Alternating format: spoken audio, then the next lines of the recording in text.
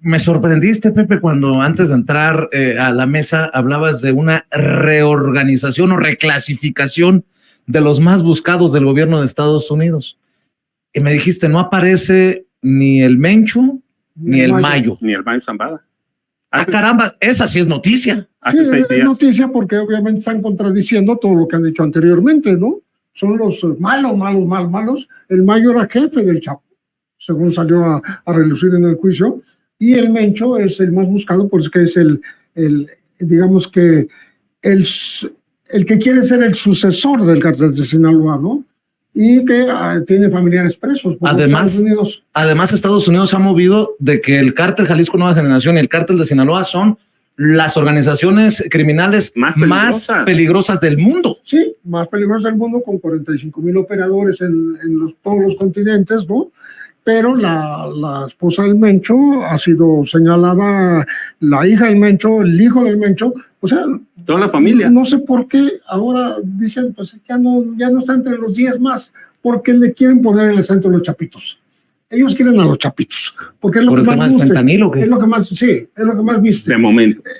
En el momento, sí. La droga de moda es el fentanilo, y es lo que más le interesa a Biden. A Estados Unidos lo que más le interesa es acabar, por lo menos aparentemente, con esa plaga infernal, porque se mueren casi 100,000 estadounidenses cada año por el fentanilo. ¿Y quiénes son los culpables? Los chapitos. Los chapitos. ¿No? Porque dicen que son los dueños de los laboratorios, son los que tienen, hasta te dan los detalles de quién es el control de la importación, quién viaja a China y trae la droga, quién tiene los laboratorios, etcétera. Es lo que quiere Estados Unidos. La joya de la corona son los chapitos. Recuerdo que en la pasada mesa yo les preguntaba en qué momento como que había cambiado el crimen organizado y pasamos en los 80 de los de sombrero y botas, bragados de la sierra a los de traje y corbata. Bueno, me llama mucho la atención cómo hablan de una nueva generación en los más buscados, una nueva generación de narcotraficantes. Por ejemplo, sale el Mayo Zambada, sale Nemesio Ceguera, líderes del cártel de Sinaloa y de Jalisco Nueva Generación, respectivamente, y aparecen Iván Archibaldo Guzmán Salazar, hijo de Joaquín Guzmán, el Chapo Guzmán, conocido Iván Archibaldo como el Chapito. Chapito. También aparecen otros personajes, pero definitivamente lo que brinca es la salida del Mayo y del Mencho. Mira, yo tengo, no ahora, una idea muy vieja que planteo más o menos en Cártel de Juárez. La lista de los más buscados es como una partida de dominó y al mismo tiempo un juego de ajedrez.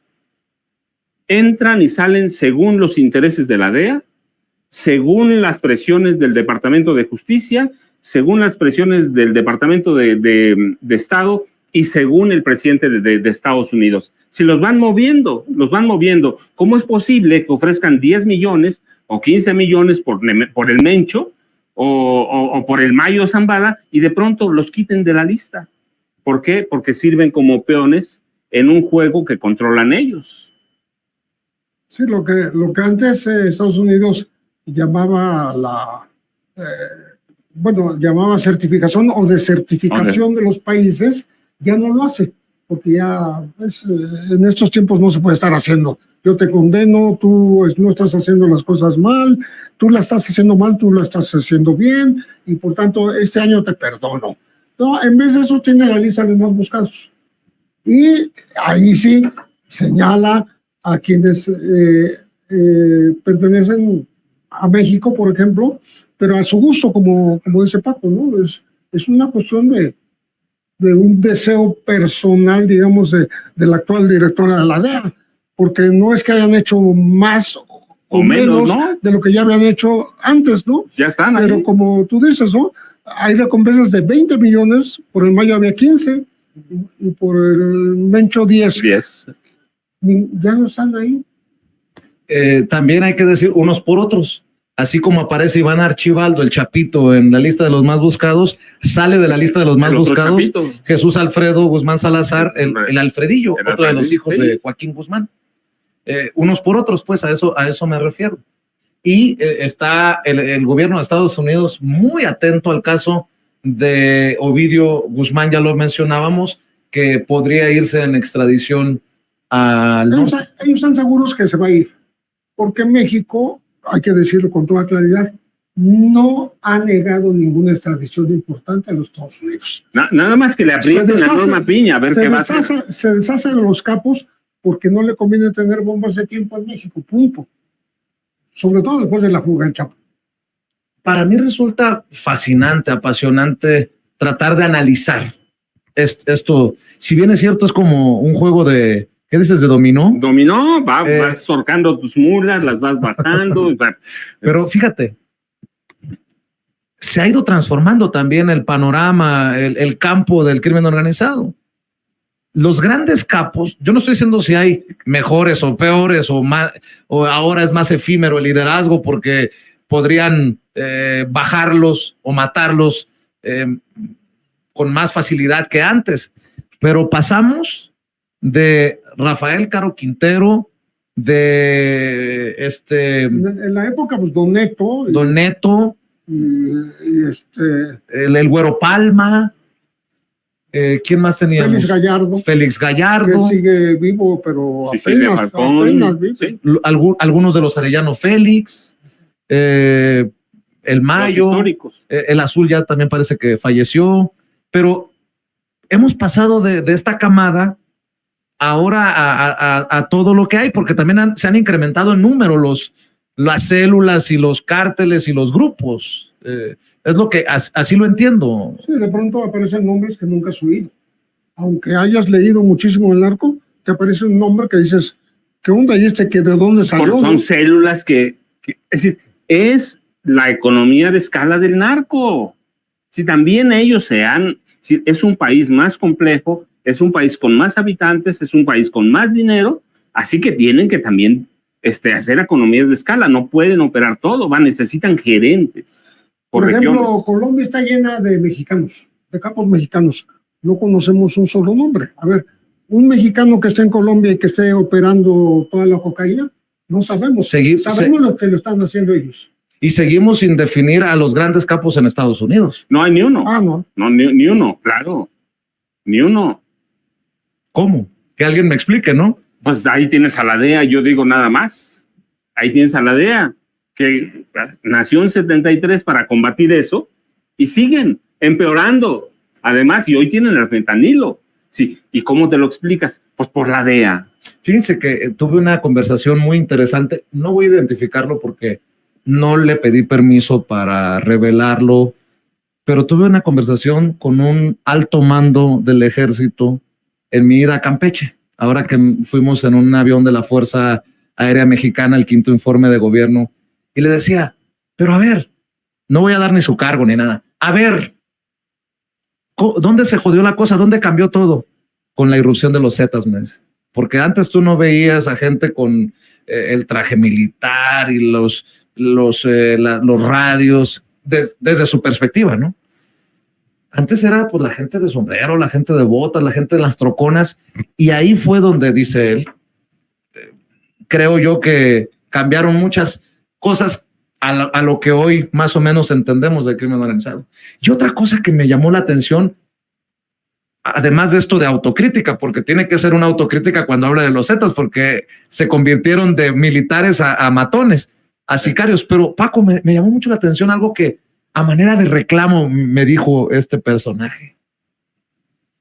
¿Por qué? Me dice, en todas las películas mexicanas nos tienen que tachar a los militares como corruptos y los malos de la película. No estoy diciendo que no haya manzanitas podridas, claro que hay, pero ¿no te has dado cuenta del cine hollywoodense que los héroes casi siempre son los militares? ¿Por qué? Ayúdame a entender esta cultura entre el cine mexicano y el cine. Y me pareció fascinante, me pareció muy interesante para analizar. ¿Cómo la ven ustedes? Pareciera un tema superfluo, pero no lo es, creo yo. No, si él te mencionó este personaje, el caso de los Zetas, está reconociendo la corrupción del ejército. Porque los Zetas, ¿qué son? Son soldados de élite entrenados por el Comando Sur, entrenados en otros países, en España, en Israel.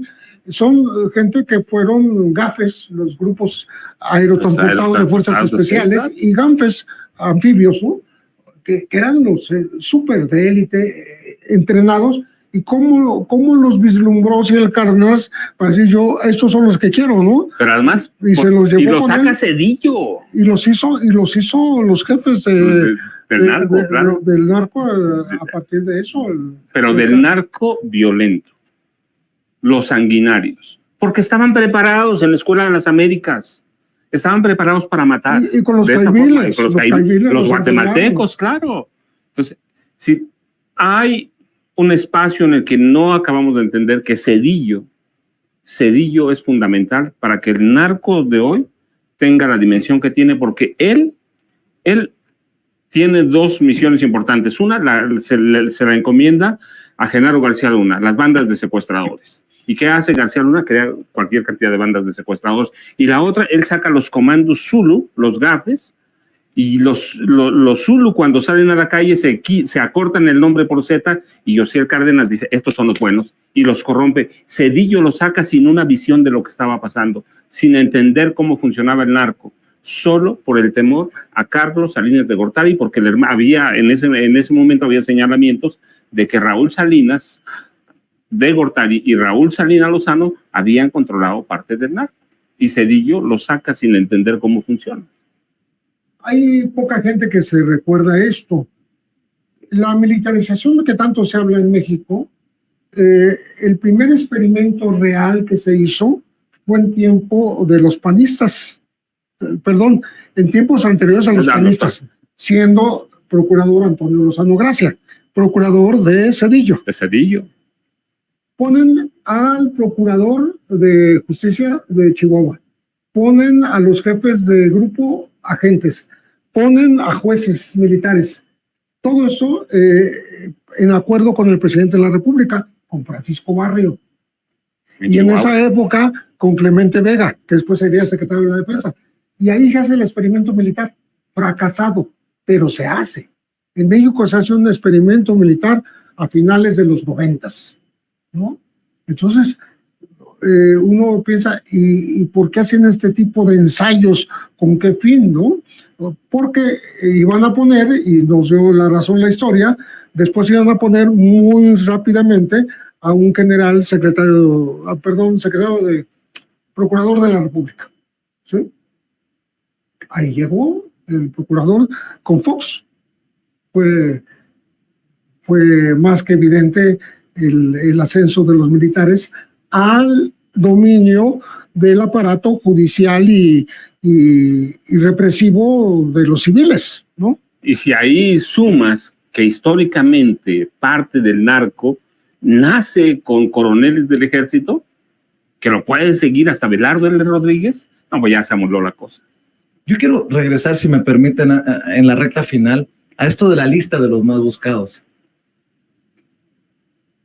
Creo que también en el narcotráfico se mueve mucho los mensajes encriptados, la simbología. ¿No es esto un